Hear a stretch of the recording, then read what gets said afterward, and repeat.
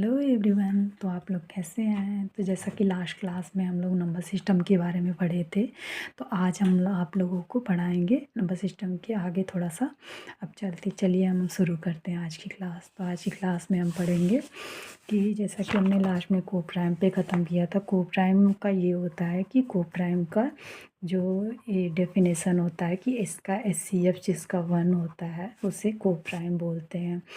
Like हमने जैसे 5 और 6 ले लिया, और 5 का जैसे हम फैक्टर निकालते हैं तो उसमें 5 को फैक्टर ऐसे कर सकते हैं हम इसको 1 इंटू 5, और 6 को ऐसे लिख सकते हैं 2 इंटू 3 लिख सकते हैं, ऐसे लिख सकते हैं ना। तो इनका जो लीस्ट कॉमन फैक्टर है वो जो है 1 है, और 1 ही जो है कॉमन फैक्टर जो है 1 होगा। तो यही होगा, ये को प्राइम नंबर होते हैं। लेकिन वहीं पे अगर हम 12 और 16 को लेते हैं तो 12 और 16 को भी लेंगे तो इनका जैसे 3 इंटू 4 इंटू 1 ऐसे कर सकते हैं, 4 इंटू 4 इंटू 1 ऐसे कर सकते हैं। लेकिन इसमें 4 और 1 दोनों कॉमन है, बट इसमें 1 ही HCF में होना चाहिए, इसलिए ये नहीं होगा। तो इसलिए रॉन्ग हो जाएगा, को प्राइम नहीं होगा। अब हम कंपोजिट नंबर के बारे में पढ़ लेते हैं। कंपोजिट नंबर के बारे में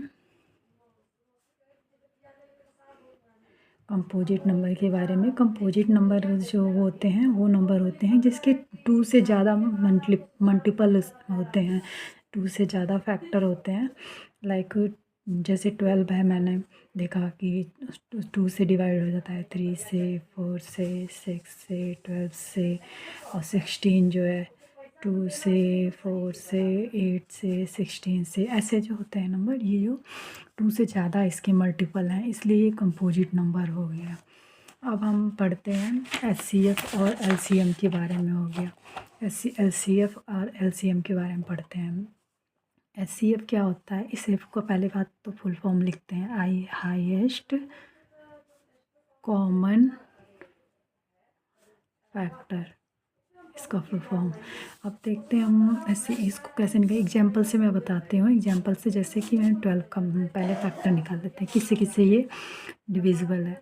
2, 3, 4, 6, 12, 16 का 2, 4, 8, 16। अब हम देखते हैं कि इसमें कॉमन फैक्टर क्या होगा। जो 2, 3 का हम देखेंगे तो 3 का नहीं होगा। अब 4 का देखेंगे, 4 है, 6 भी नहीं है, 12 भी नहीं है, इधर से देखेंगे 16 भी नहीं है, ना 8 है उससे कम। तो इसलिए और इनका जो होगा HCF जो होगा 2 इंटू 4 इक्वल टू 8, इसका HCF हो जाएगा। Got it. अब हम LCM के बारे में जानेंगे। LCM जो होगा इसका फुल फॉर्म होता है लीस्ट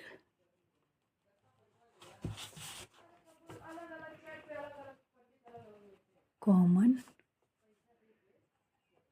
मल्टीपल। अब जैसे कि हम इसका निकालते हैं 12 और 16 पे निकालते हैं। 16 तो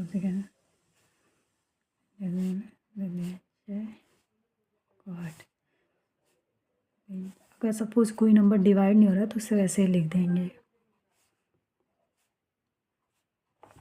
फिर 3 से करेंगे, ये हम जब तक करेंगे जब तक लास्ट में 1 1 ना आ जाए। अब हम इसका LCM क्या होगा 2 इंटू 2 इंटू 2 2 इंटू 3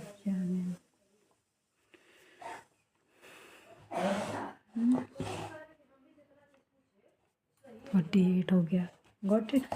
अब हम थोड़ा सा डिविजिबिलिटी रूल के बारे में जान लेते हैं। जितना पढ़ लिया तो हम डिविजिबिलिटी रूल के बारे में जानेंगे।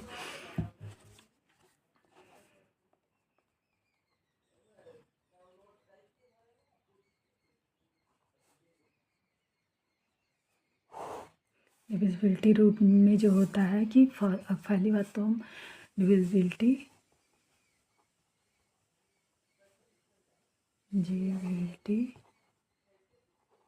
बाई 2 का अगर देखेंगे तो इसमें लास्ट डिजिट जो है या तो 0 और इवन होना चाहिए, लास्ट डिजिट 0 और इवन होना चाहिए, और या फिर 2 से डिविजिबल होना चाहिए।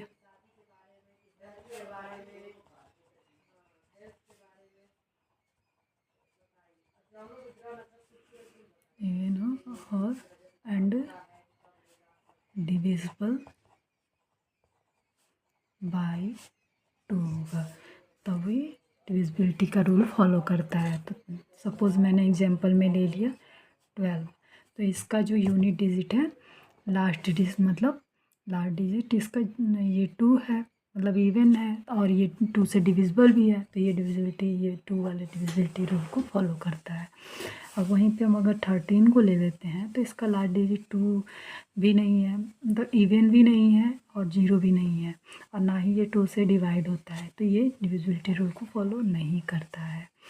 वहीं पे अगर हम ले लेते हैं 86, तो ये भी से लास्ट में इसका इवन है, फॉलो करेगा, और इसका 2 से डिविजिबल भी है ये भी, तो इसलिए फॉलो करेगा।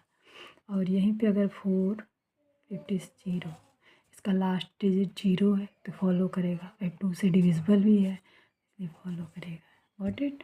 ऐसे हम चेक करते हैं। वैसे डिविजिबिलिटी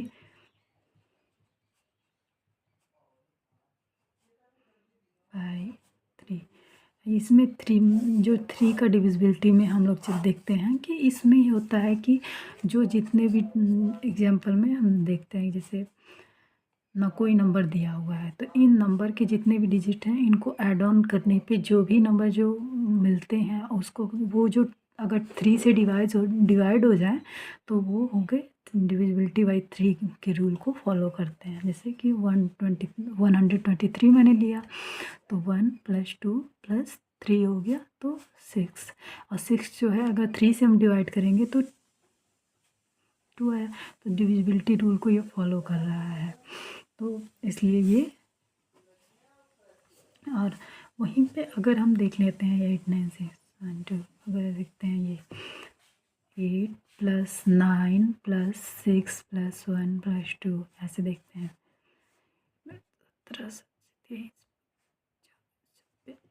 26। अब ये हम 2 डिजिट में कभी नहीं लेंगे, हमेशा कोशिश करेंगे कि हम 1 डिजिट में लिखें, तो 2 + 6 = 8 हो गया। ठीक है, अगर ये देखिए 8 जो है वो 3 से डिवाइड नहीं हो रहा है, तो ये जो नंबर है ये डिविजिबिलिटी बाई 3 को फॉलो नहीं कर रहा है।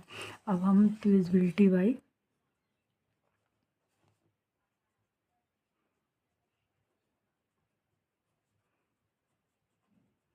4 को देख लेंगे, तो यहाँ पे एग्जांपल में देखते हैं कि डिविजिबिलिटी बाई 4 का ये रूल होता है कि लास्ट डिजिट में लास्ट की 2 डिजिट जो होंगी वो 4 से डिविजिबल होनी चाहिए, या तो लास्ट के डिजिट जो होंगे या तो 2 डिजिट 0 होनी चाहिए, या तो उससे ज़्यादा डिजिट 0 होनी चाहिए, तो वो 4 से 4 बाई डिविजिबिलिटी बाई 4 के रूल को फॉलो करती है। अब देखिए जैसे कि 5 2 6 4 2 8, तो इसमें लास्ट 2 डिजिट जो हैं 4 से डिवाइड हो रही हैं, तो ये डिविजिबिलिटी रूल को फॉलो करेगी। और अगर वहीं पे अगर हम देखेंगे कि 5 3 0 0, इसमें लास्ट 2 डिजिट 0 है, तो ये भी 4 से डिवाइड होगी, क्योंकि मिनिमम जो 2 डिजिट अगर 0 है तो वो 4 से डिवाइड हो रही है, होगी 0 होगी तो 4 से डिवाइड होगी, और उससे 2 से भी ज़्यादा 0 है, जैसे 5, तो ये भी 4 से डिवाइड होगी। What it? अब इतनी आज की क्लास में बस इतना ही। ऐसे ही हम 4 5 की भी देखेंगे, 6 की भी देखेंगे, ऐसे ही हम फॉलो करते रहेंगे।